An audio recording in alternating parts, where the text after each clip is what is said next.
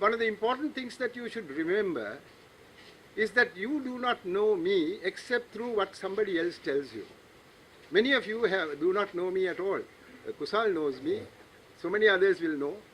But those who know me personally have all sorts of ideas about me, and similarly with regard to my brothers here, all because you get the third party's opinion of us.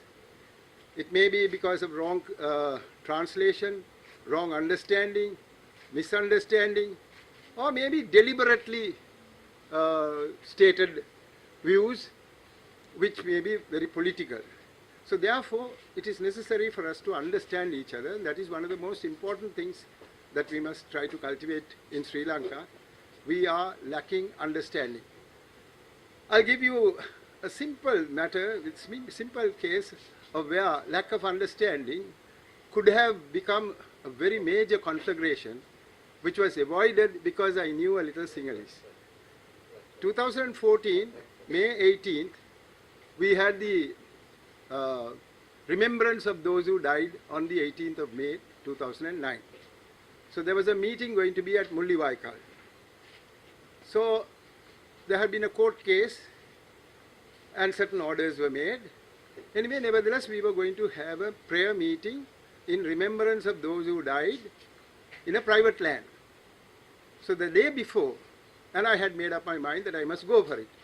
The day before, I gave a call to the senior DIG, Mr. Lalit Jayasinghe, and said, Mr. Jayasinghe, I want to go for this meeting. No, sir. It is, you have an injunction against you. You have been prohibited by court. I said, I have the order in front of me. It doesn't say that, meetings are prohibited. No, sir. Meetings are prohibited. So I said, do you know what the word is? No, it's translated here, the word kultam. So I said, no, it is only a procession that has been stopped. We cannot go on a procession, but we can have a meeting. Pelapali, not a Pelapali, Rasvima. So I said, Rasvima kiyala Pelapali kiyala tiyenne Rasvima nemei kiyala. So once this was told, he had got hold of various people, found out, and he found that that was a wrong translation. Then he said, no sir, there is no problem, you can go for the meeting. We went for the meeting and came back. Nearly no problems, it was a very nice meeting, very peaceful. About 1,500 to 1,800 policemen were there, fully armed, ready to attack. Now that one word and understanding of that one word avoided all the conflagration that could have happened on that day.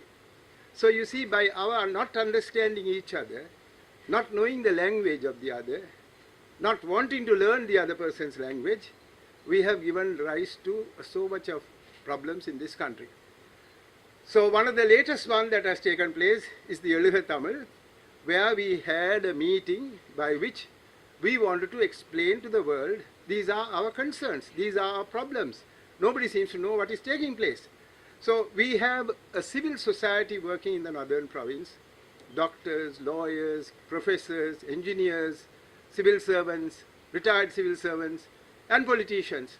All together, they have formed a civil society, Tamil People's Council, which tries to understand what the feelings of the people are and then voice it in public forum or fora. So that is what we have been doing, and this was a sort of a meeting that was got together in order to do so, in order to voice our concerns. And that I think we did it quite successfully. Then we found that there had been a lot of misunderstandings in the south. Vigneshwaran wants all the Buddhist priests to be thrown out from the northern province, not to have any Buddhist temples there, and so on and so forth. All such things were said. So in front of His Excellency the President himself, in Sinhalese, I said that there had been a lot of misunderstanding. Please try and read what is there in the speech that was made by us. We were very careful in what we were saying. we are not against the Sinhalese, we are not against the Buddhist priests, nor against anybody. We simply want to say what our problems are, and that is precisely what we did.